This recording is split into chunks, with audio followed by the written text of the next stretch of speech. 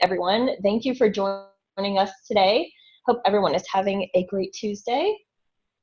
So hopefully you know where you are, but if you don't, you are at the Public Sector Change Practitioners Group webinar. So our production team today, I am Tess Ellender. I am your host and producer for the July webinar. We have Courtney Forehand in the room, who is our co-producer, and then we have Shay Riley, who's here as well. She is our chat monitor, and then she is also our technical support. So if you have any issues with any of the tech, if you can't hear us, if your chat pane isn't coming up or something like that, go ahead and email info@pscpractitioners.org, and Shay will help you out. So thank you guys so much for helping with the webinar today. I also just want to address our PSCP board. We have Michelle Malloy here online from CDOT. Our other two board members, unfortunately, they couldn't make it to the webinar today, but that is Megan Brown and Claire Anderson. So we will have at the end of the presentation two sections, one for questions for our speaker today and another that is for an open forum where we can just kind of discuss anything, you know, change management related. But if you want to participate in those sections, please remember to unmute either your phone or your laptop. That way you can ask and answer questions. You can also submit any questions or comments through the chat pane.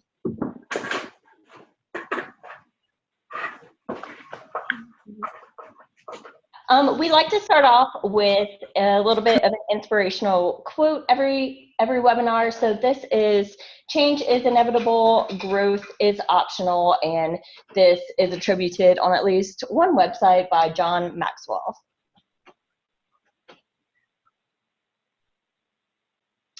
And just to go over the purpose and direction of PSCP in these webinars, we really like to ensure that those impacted by change are successful with that change. Your voice is very important to the success and value of our community. We would not be here without you. We could not produce these webinars and share this information without you. So please, please, please volunteer to present, share this webinar, share this information with people that you know. We will be filling out a survey after the webinar, so please complete that and then feel free to ask any questions. So our agenda for today, we will go over what is new with PSCP. We will hear from Dr. Renee Williams from the U.S. Department of Veterans Affairs, and then we will have an open forum. We will go over some announcements, and then we will close out. So what's new at PSCP? We heard your feedback from the last webinar. If you weren't able to attend the last webinar, we kind of talked about changing of the format for PSCP a little bit. So this is the first webinar that we are trying the 1 hour format with one presenter. So we would love for you to let us know what you think, either in the open forum later in the webinar or through the feedback survey that we will send you. And we wanted to try this format, one, because I think it's a little bit easier for people to fit a 1 hour webinar into their schedule. And then also it'll make it easier for you to find more tailored information on our website. Each webinar will then only have one topic. That way it'll make it a little bit easier for you to find the information that's really valuable to you and what you need. So with that, I will hand it over to Renee, and she will go ahead and get started. Good morning, everyone. Thank you so much for this opportunity. I'm really looking forward to sharing the information with you about change management and what's going on in the federal space. As was indicated, I'm the Deputy Director, Acting Director at this point for the Office of Organization Development and Engagement. And to give you an idea of what that means in terms of the scope and size of the people we serve, IT is an organization of about 8,000 employees and 8,000 contractors. And our little team of 8 does everything it can to help support the organizational change efforts going on in our organization. So with that, I'll get started. I may be having some difficulty. I tap the screen and request a control, and I should be able to advance. There we go. Fabulous.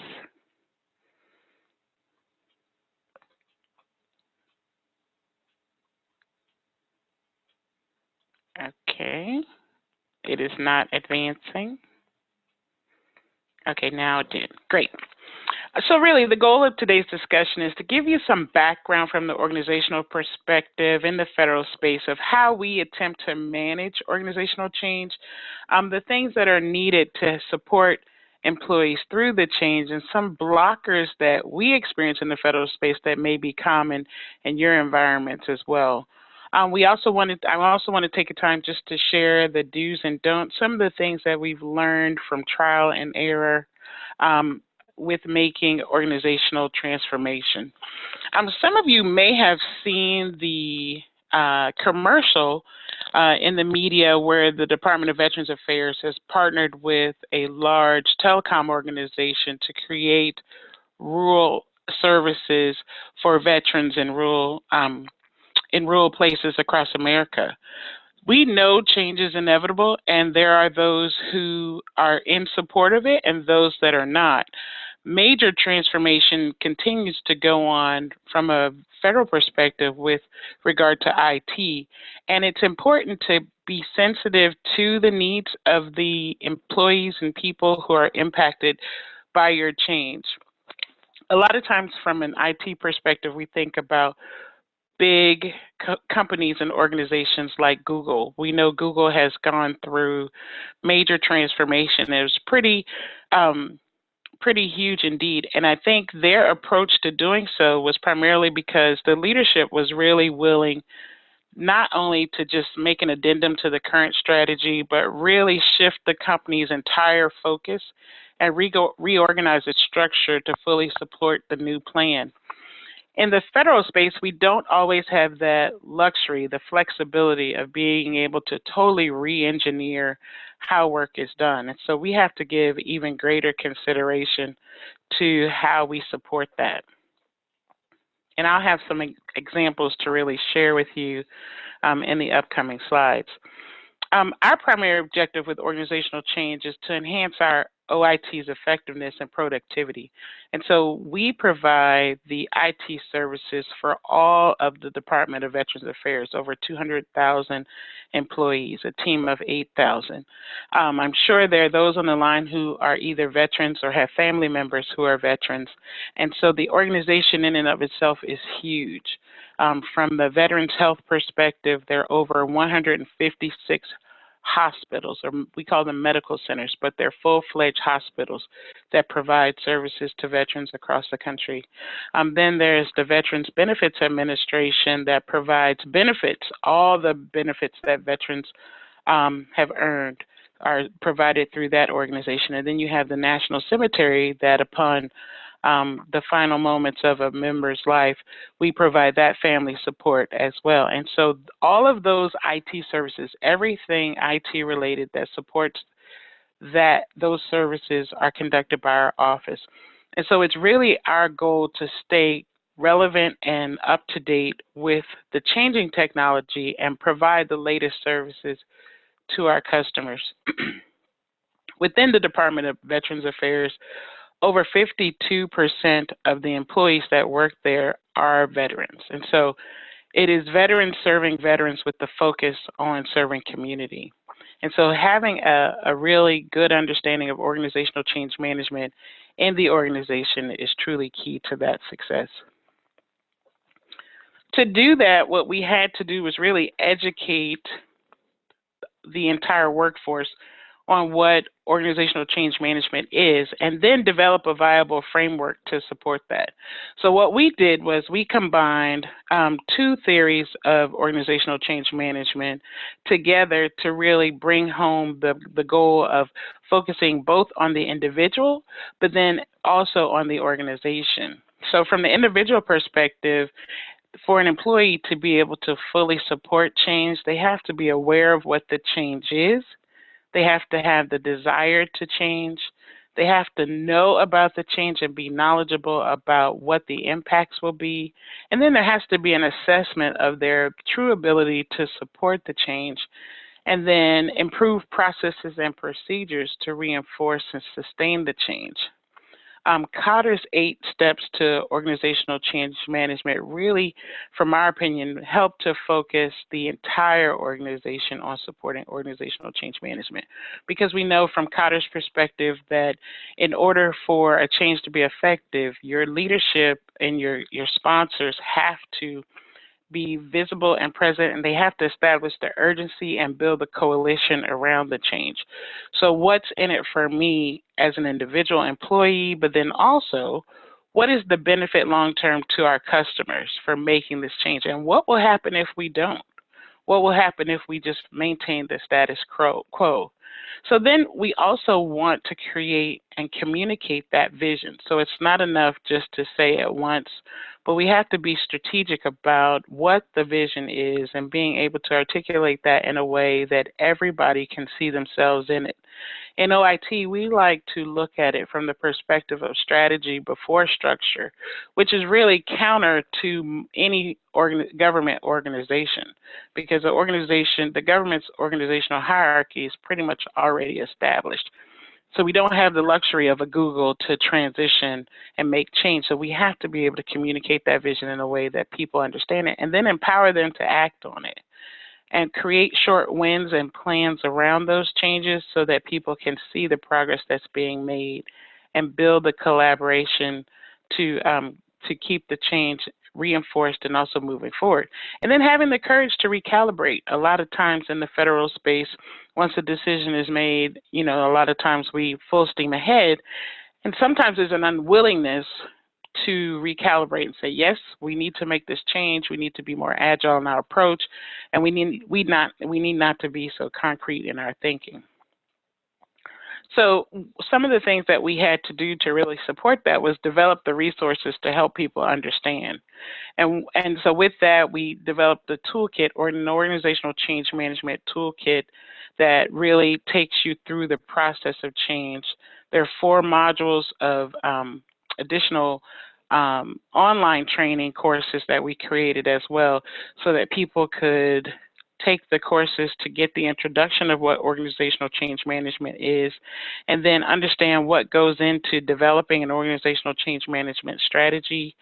And then once the strategy is developed, how do you manage the actual process of change, and who are the key stakeholders, and what considerations need to be given to that process? And then finally, integrating, implementing, and assessing the organizational change. So how do we know that our change has been effective?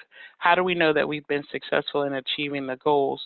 And what considerations need to be had in the future moving forward to ensure that we're on the correct path and supporting the organizational strategy? Now I want to just give you a brief overview of some blockers that we typically face. You all may face them as well in your organizations.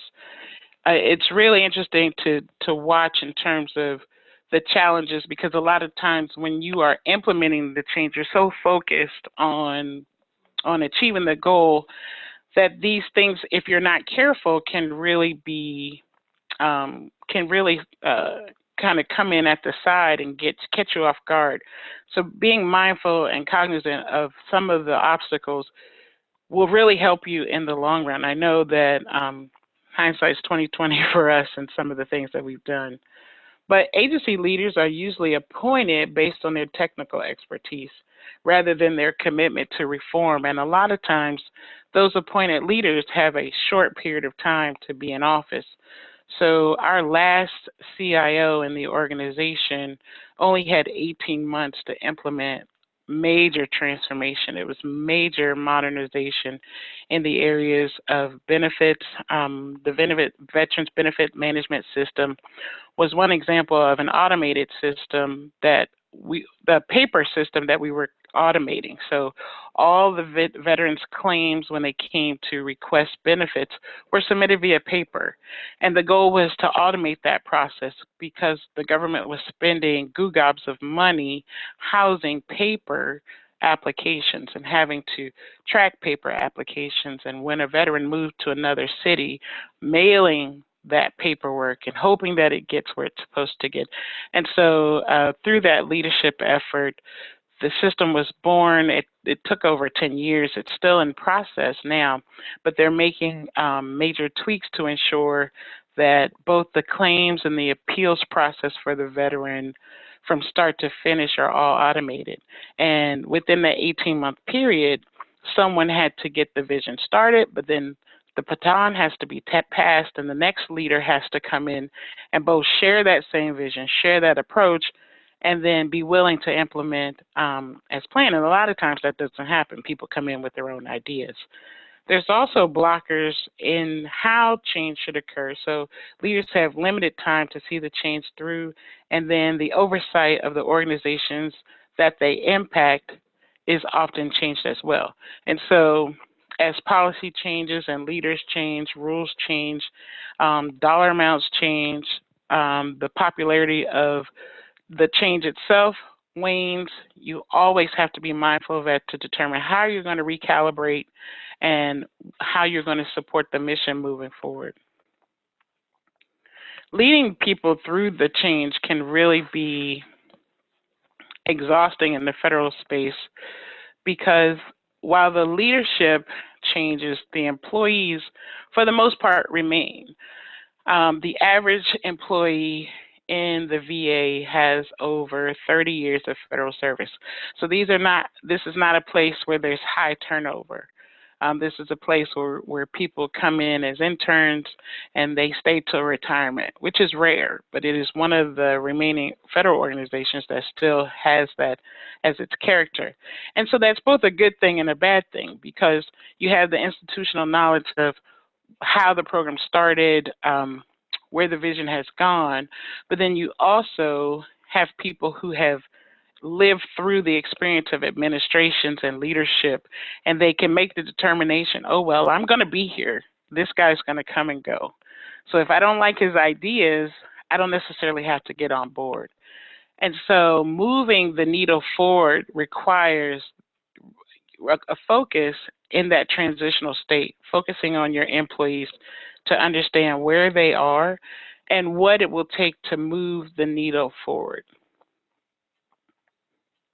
If we don't support the individual through that process, not only will you not see the return on investment, but 9 times out of 10, the change you're attempting to implement won't be successful. And actually, there could potentially be a loss in productivity rather than the gain that we're hoping to achieve. So the 5 building blocks for the individual's ability to successfully move through that process, as I mentioned earlier, are awareness, desire, knowledge, ability, and then reinforcement.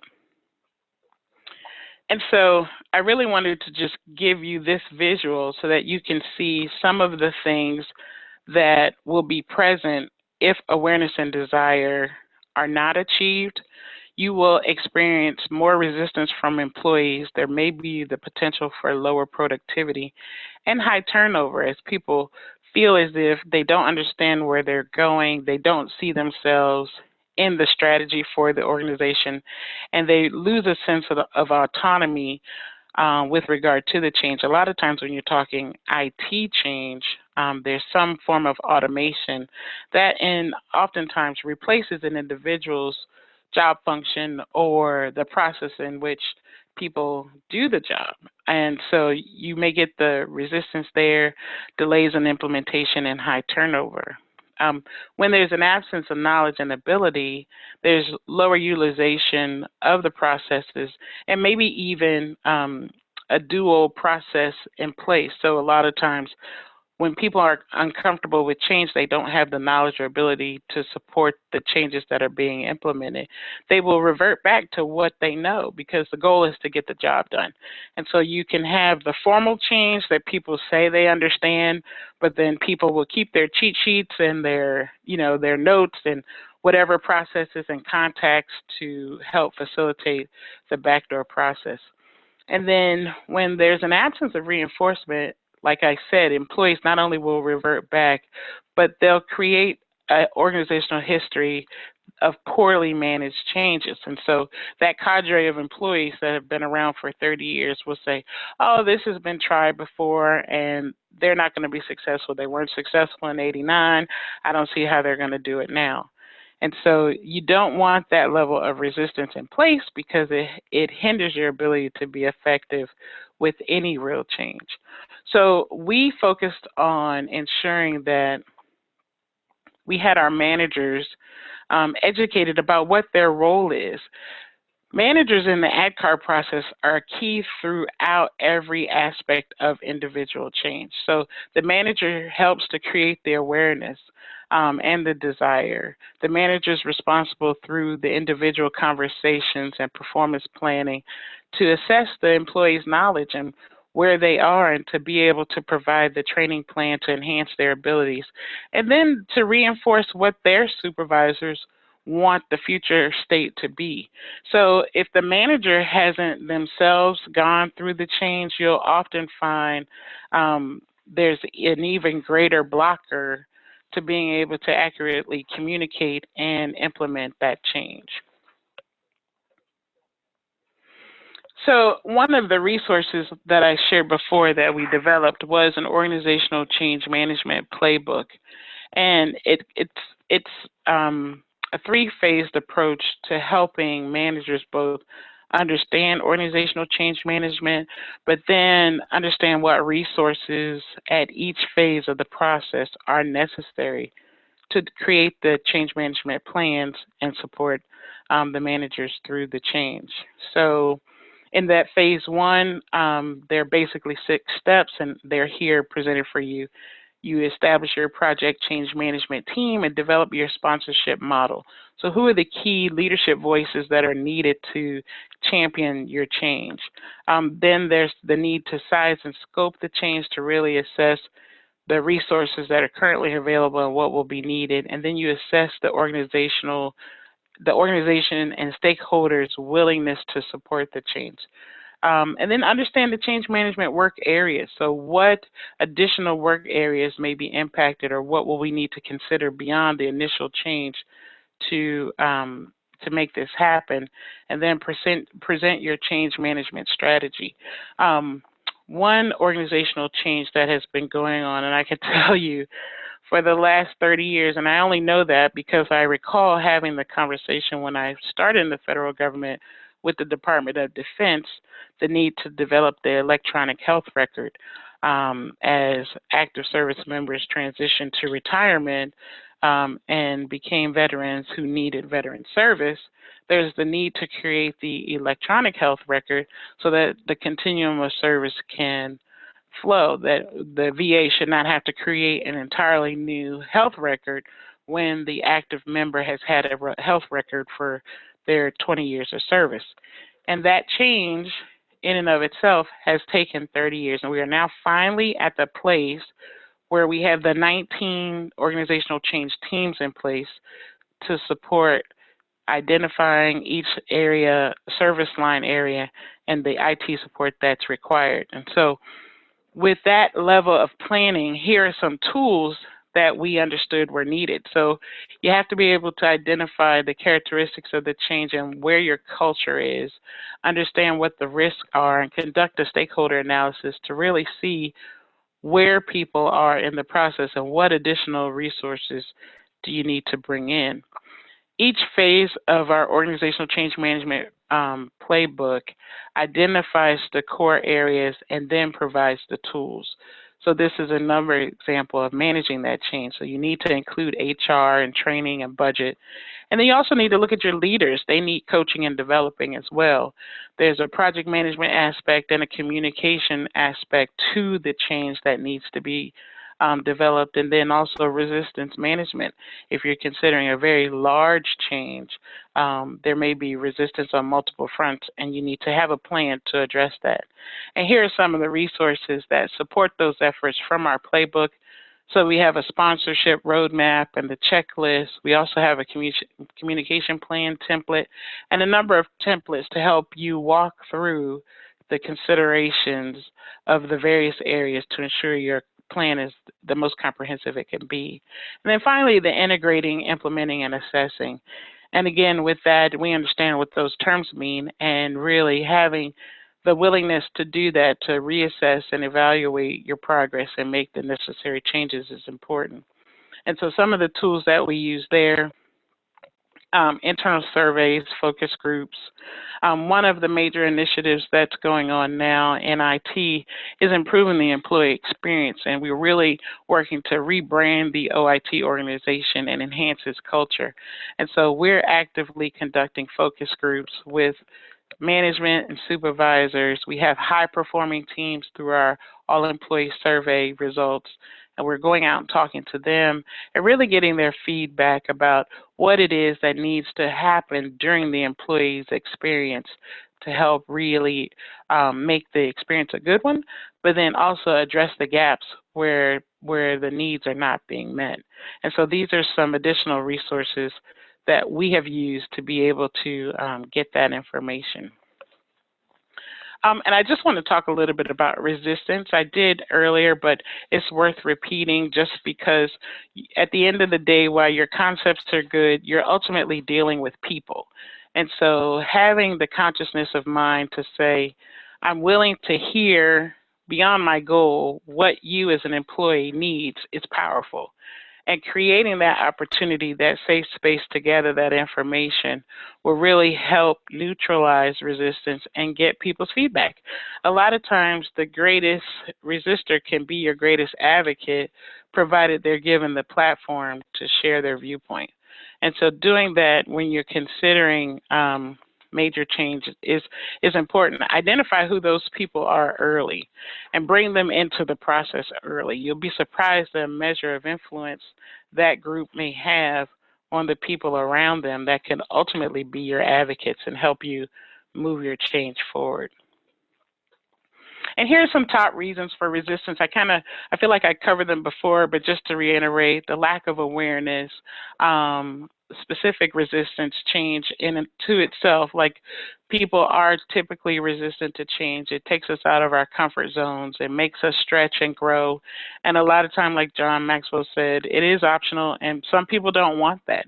In an IT environment, we've surveyed the crowd and we've identified that, hey, we're moving to an agile approach to IT development, which will require less upfront but more long-term, and there are people who don't want to learn the various aspects of the long-term support. You know, I'm a developer, I just want to be a developer. I don't want to I'm not interested in project management and sustainment and budgeting and all that it will take to sustain this effort. I just want to be a programmer. And so you have to deal with that mindset. And you also have to be cognizant of too much change. You don't want to oversaturate people with 50 million moving parts every year. If something is changing every year and people don't know, they can't get their sea legs under them to understand, yes, we've achieved the goal and now we're moving on to something else, you can pretty much overwhelm your employees, and that will definitely lead to failure. Fear is also an option in terms of a consideration in terms of employee resistance. People are afraid of losing their jobs.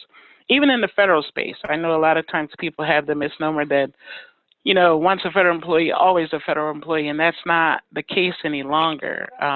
There are actions and plans and activities in place to reevaluate the need based on technology.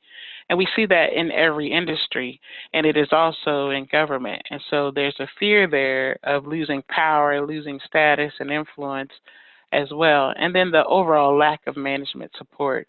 As I mentioned earlier, if your managers and supervisors aren't keyed into supporting the change, you will definitely have issue there. And as we mentioned, the manager is key to the individual's change. And from all the research and our internal research, we've learned that the best relationship an employee has is with their first line supervisor. And so that can be a positive pendulum swing or a negative pendulum swing, depending on where that manager is. And so here are some managers' reasons for resistance. The organizational culture overall, so that management team just may not be willing to make the change. As I've mentioned, they see the leaders come and go, and they see the leaders come with great ideas, to make a name for themselves in that short period of time. And they're not willing to jump to or rise to the occasion when they know it's going to be a short-lived effort. And then, just like with the employees, there's a lack of awareness and buy-in, and the misalignment of project goals with personal incentives or the personal value add for what the change would provide. And then there's also the lack of confidence in their ability to manage the people side of change. They may be for the change, but if they are leading a group of people who are not, that can be both stressful and challenging at best. So in understanding resistance, we react to change based on our views. And so it's important to analyze the change from the future state, but then also be vested in the emotional support needed to understand where the current state of your employees is. And then here are 10 tactics for managing resistance. So I hit on a couple of these, but create the space to listen and hear and get feedback, and focus on the what and let go of the how. So what is it that we're attempting to change, as opposed to how should that change occur? Hear what the people are saying and let them have input into that process. And then remove the barriers for them to be able to support the change and provide choices and consequences. So if in the planning phase, if you know that there are a group of people that are going to be impacted and they'll have to learn a new skill or be more adaptable, bring that to the forefront early, and then have those conversations that create hope and create and inspire the shared vision. And then show the benefit in a real, tangible way. So what's in it for me? What's in it for them, and what's in it for their customer? And then, like I said, you want to convert your strongest dissenters early and demonstrate the consequences, really, of not supporting, because it's not just organizational, it's individual, and it's ultimately impacting productivity and the reason why we exist as an organization. And so here are some do's and don'ts. Most people use internet and they use the email as a form of communication. We want to make sure that we communicate in many other modes and methods, and we want to make sure the message is clear, that people understand the business reasons for the change, what's in it for them, and how they'll be impacted. Take the time. A lot of times we are very, very busy leaders, but we have to take the time to create that space and opportunity for people to submit their comments. Some people may want to provide a comment, but they may not be willing to do so publicly. So maybe create the opportunity for anonymous feedback as well. One of the tools that we've created in our organization is our Make Your Voices Heard feedback loop. And employees have the opportunity to ask any question on any topic, and we have leaders and teams of experts ready to answer the question, and our team facilitates that response without sharing the individual's name, and that really helps build confidence in the organization, in the leaders, in the process, and in people's willingness to communicate. So in review, I just want to hit the highlights of what we've discussed today. Our change management framework combines two approaches that focus on both the individual and the organization. Some challenges that we face in the federal space include the short terms of our leadership and the lack of support for the long-term vision. The leaders don't have the time to see the change through. And oftentimes, because our budget cycles are submitted in advance of sometimes the need for changes that come with the leaders, we often don't have the resources correctly aligned to successfully support the change. Our hiring processes are also delayed as a result of that. And so we often find that our employees even in a number of our surveys, indicate that they're overworked, they feel they're overwhelmed, there's a lot of burnout, just because there aren't the resources in place in terms of hiring to fill some of the spaces that are left from people who retire. And so while we don't necessarily have a lot of frequent turnover, we do have, as everyone does across the government, excuse me, a higher rate of people who are able to retire, and so more people are retiring, which does leave the gap in both the physical worker and the institutional knowledge. And then the organization's oversight in terms of the actual impact. And so ADCAR represents the 5 elements of change that are important, and we've been strategic in developing key resources to help our managers and leaders move through the various phases of organizational change. And so with that, I thank you all so much for this opportunity to share with you what the Department of Veterans Affairs Office of Information Technology has done to enhance the knowledge of its employees around organizational change management. And I think at this time, I'll turn it back to the hands of our leaders to field any questions. Thank you so much, Renee. That was great. I think it's really interesting to get the view of someone working with change management in a federal space. We get a lot of state-specific information in this webinar, so I think everything you shared is very valuable, and thank you so much. We want to open up the floor for questions, and we have seen a few things come through the chat, so we'll have Shay kick it off by reading a question. Yeah, so we have a question from Michelle Rogers, and she was wondering if you could please provide an example of demonstrating consequences. So it's not, although it sounds punitive, it really is not punitive by nature. In our case, for example, when we were talking about the electronic health record and people's unwillingness to support that change, one of the things that we were able to do is through the focus group get a sense, it's almost like rallying the troops by getting their input. And so we assessed the number of people who were really, I don't want to say disgruntled, but were really resistant to the change. And we gave them a platform to share their concerns directly with the CIO. So we turned what would have been or could have been a negative conversation into a positive conversation by saying, we hear you. And not only do we hear you, but the CIO hears you. And so come, you know, like, you may think, oh, I'm being summoned to the principal's office, but not really. Here's an opportunity for you to really share with us what it is you're saying. And so a lot of times what we found even from that conversation, but it was really the lack of knowledge of them not knowing how the pieces would fit. So that integration was really important. And through that conversation, we were able to win over some additional support. Now, they weren't 100% sold, but at least 80% of the group felt better after that discussion. Awesome. Another question that we had is, how did you share the toolkits and playbooks successfully throughout the organization?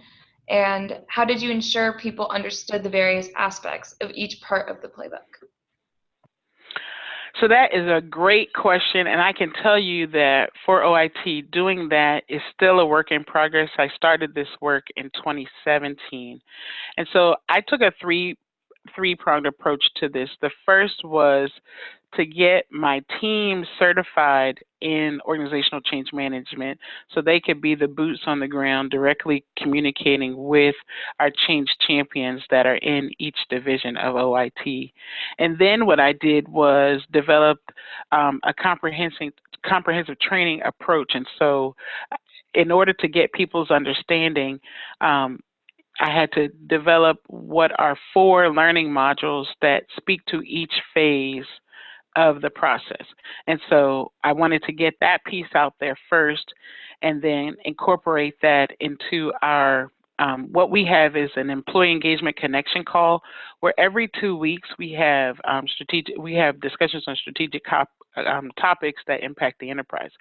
And so I had leaders from Gartner and other organizations come on to give the high-level understanding to those participants, which average about 1,000 people a call, on organizational change management while I was developing those modules. And so then once I got the modules developed, I pushed those modules through that same format of reminding folks, hey, here are the training modules to better educate you.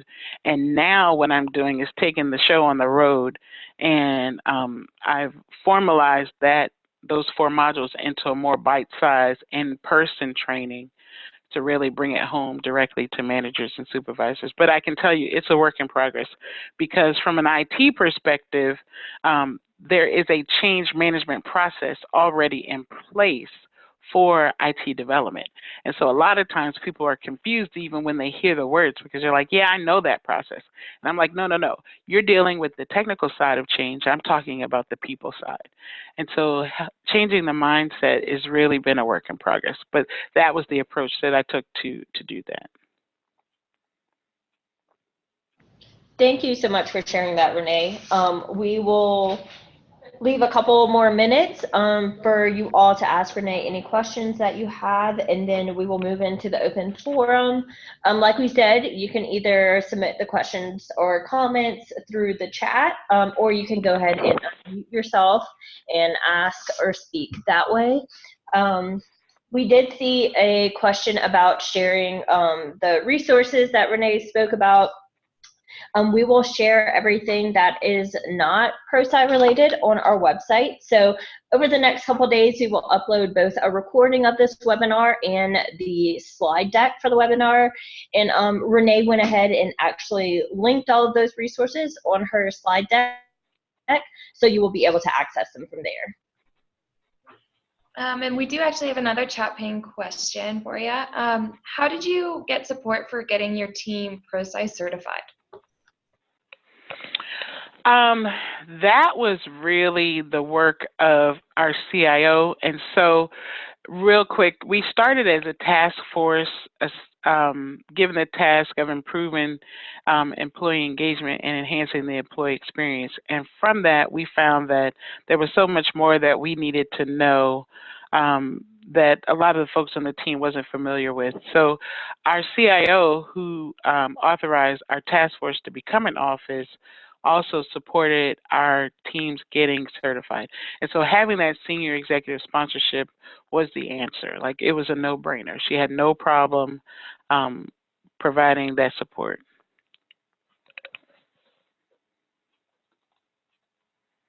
Great, thank you.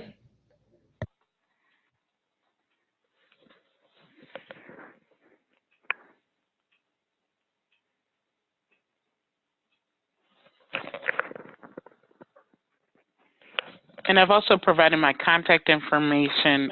I know it's in the deck, but in the chat as well, a number of people have mentioned wanting to reach out. Great, thank you, Renee. If anyone else has any questions for Renee, again, feel free to submit them through the chat. It looks like one just came through asking if the group can have access to your playbook. Sure, I will confirm because I know it's for internal use, so I will confirm internally if that's something that I can share external, and then if so, get that back to the group for use. Okay, excellent. So I just want to kind of transition into open forum.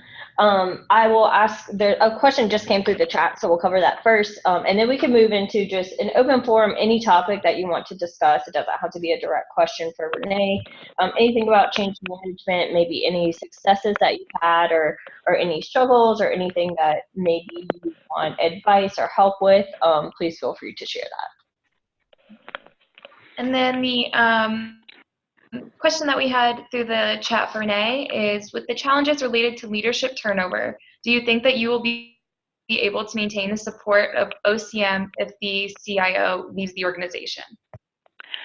I really do. I think because the difference from the CIOs in the past in OIT and now is that a lot of them have come from industry and they really understand organizational change management and the need for it.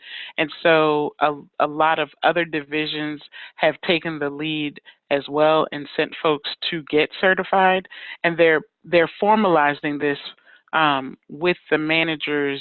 So we have a manager's edge and leaders developing leader curriculum in OIT that all managers have to take. And we recently got approval to make the organizational change management modules require training. And so I think we definitely will.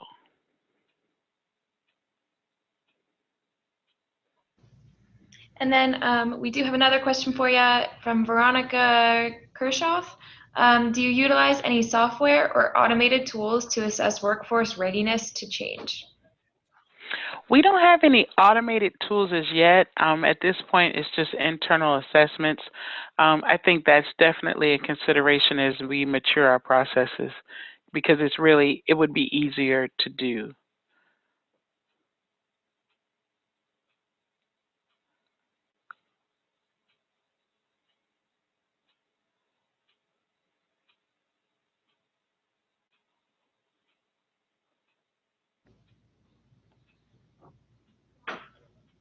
Okay, thanks everyone. There have been some great questions coming through the chat pane. Feel free to continue sending them through. Also, feel free to unmute yourself, like I said. And then if there's any other topics that you want to talk about, I saw that there was a little bit of conversation maybe about some local chapters for PSCP. So if you didn't attend our last webinar, we are trying to kind of promote having these local chapters and local communities where you can kind of really exchange resources between people in your city or your state. So if you have any questions about that, feel free to ask those as well.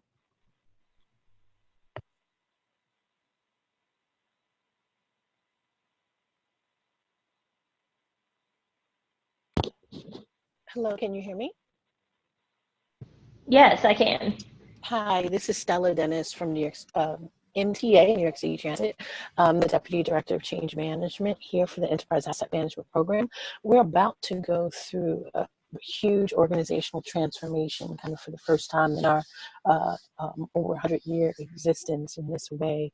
So has anybody had the experience of going from a change management effort that's focused on one major initiative to a change effort that then focuses on, that is brought up to kind of the executive overarching space? And how has that transition been?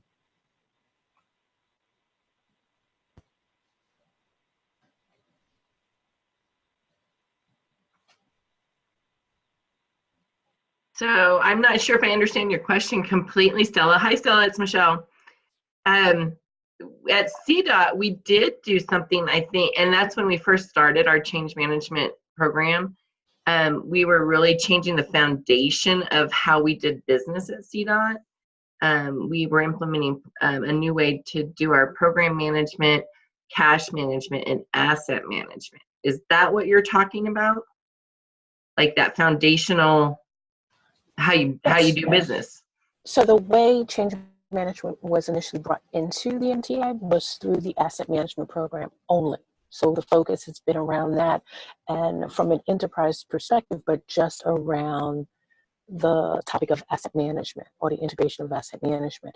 In this transition, there's a possibility that change management might be brought up to actually support the chief transformational officer, who's going to be who's charged with making sure the effective integration of all of the stated changes take place over the next 3 to 5 years, let's say. So I wanted to see if folks have had the experience of going from change management focused on a single kind of intact high-level project to now a much larger, broader initiative and what the pain points were or what some learnings might have been. Okay. Does anybody else want to answer or have some input here? I know for me, I think what helped me, because we were really changing the foundation of how we worked in all areas of our organization. And for me, developing and implementing the change agent network was very, very important at that time. And so, and I think, Renee, did you say that you had change champions in every unit? Yes, and I was going to comment on that as well. I think one of the changes that we've had to do that may align with what you're suggesting was our acquisitions and our strategic sourcing. So realigning that whole service line to incorporate the various aspects. And what we found we needed to do first was really solidify our strategy and then understand what services or people were needed to support that. And so we have throughout the organization lead change champions who are the executives for each service line. And so it starts with the strategy, right? And, so to me, strategy and vision are in some respects synonymous, but it starts with the strategy to say, where are we going? And then who are the leaders that are responsible for that? And then having them champion those areas. And within those subgroups, we have change champions that guide through that process. And so without that vision, it's very difficult to chart the direction. Right. Agreed. Right, thank you.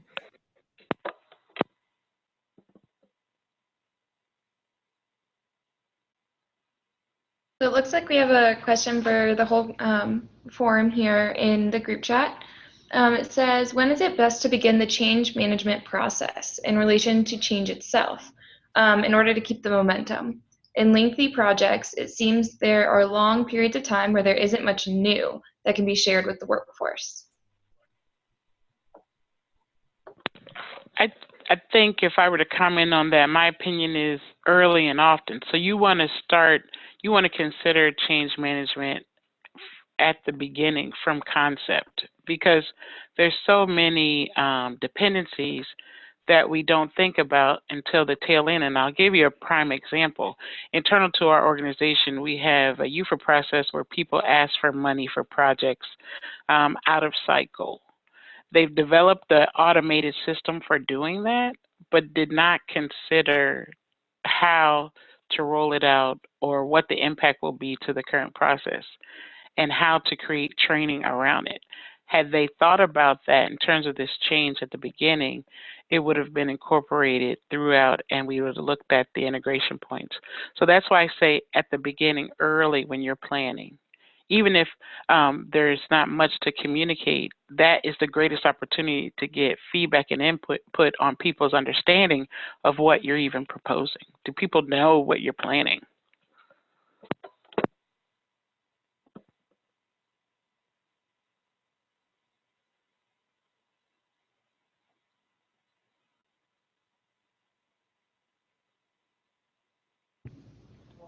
All right, everyone, thank you so much for your questions. I think they sparked some really great conversation and were really, really helpful.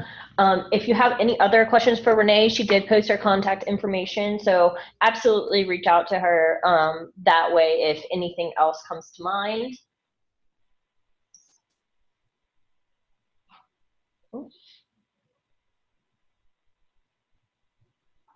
Okay, so we have a few announcements from our end.